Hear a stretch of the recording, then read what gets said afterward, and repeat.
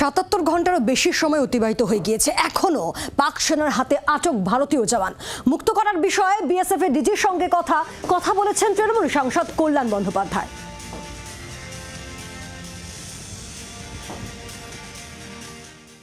আমি আজ সকালবেলাতেই DG BSF এর সঙ্গে আমি ফোনে কথা বলেছি। তো উনি আমাকে জানিয়েছেন যে ভারত সরকারের সমস্ত এজেন্সি এবং সব অফিসাররা তারা ট্রাইং হার্ড, মানে প্রচুর চেষ্টা করছে যাতে ওকে ফিরিয়ে আনা যায়।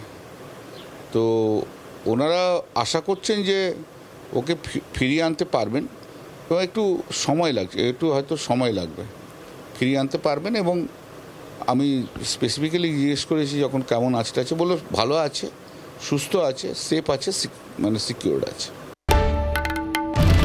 বাংলার আওয়াজ, বাঙালির আবেগ, জি 24 ঘন্টা।